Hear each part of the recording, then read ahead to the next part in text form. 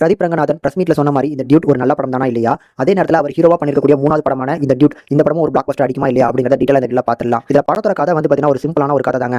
படத்துல நம்ம பிரதீப்பும் மமிதாவும் சின்ன வயசுல இருந்தே க்ளோஸ் ஃப்ரெண்ட்ஸுங்க. ஸோ ஃப்ரெண்ட்ஸ் அந்த அளவுக்கு க்ளோஸ் ஃப்ரெண்ட்ஸ்.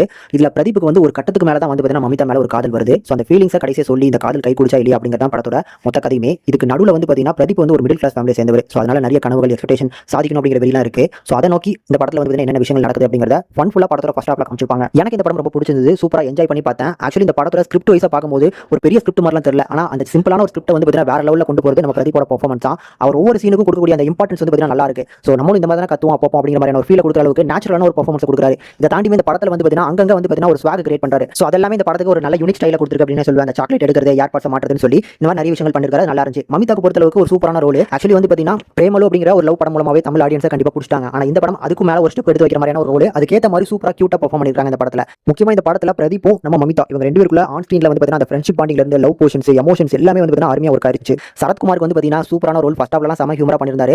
இதை தாண்டி கண்டிப்பா இந்த படத்துல ஒரு பில்லர் அப்படின்னா கண்டிப்பா இந்த படத்தோட மியூசிக் டிபார்ட்மெண்ட் தான். ஷாய் அபிஷேக் அவரோட பெஸ்ட் ஒர்க் கண்டிப்பா இந்த படத்துல கொடுத்திருக்காரு. அந்த ஒரு பாட்டு சம வைப் கொடுத்தாலுமே இந்த படத்துல பிஜிஎம்ஸும் நிறைய இடங்கள்ல நல்ல இம்ப்ரெசிவாவே போட்டு கொடுத்திருந்தாங்க. அருமையா இருந்துச்சு. இப்படி இந்த படத்தோட ஃபர்ஸ்ட் ஹாஃப்ல ஹியூமர்லாம் வந்து பாத்தீங்கன்னா வேற லெவல்ல ஒர்க் ஆனாலும் செகண்ட் ஹாஃப்ல எமோஷனல் ட்ரை பண்ணிருக்காங்க. அந்த எமோஷன்ஸ் வந்து பாத்தீங்கன்னா ஆன் அண்ட் ஆஃப் தான் ஒர்க் ஆயிருக்கு. கண்டிப்பா இந்த படத்தோட செகண்ட் ஹாஃப் கொஞ்சம் டவுன் தான். பட் எந்த வகையிலும் படம் வந்து பாத்தீங்கன்னா உங்களை ஏமாத்தாது. இந்த தீபாவளிக்கு கண்டிப்பா என்ஜாய் பண்ணி பார்க்கக்கூடிய ஒரு படமா கண்டிப்பா இந்த பிரதீப் ரங்கநாதோட இந்த டியூட் படம் இருக்குங்க. அதுல இந்த படத்தை பொறுத்த அளவுக்கு பிளாக் பஸ்டர் ஆகிறது ஆடியன்ஸ் கையில தான் இருக்கு.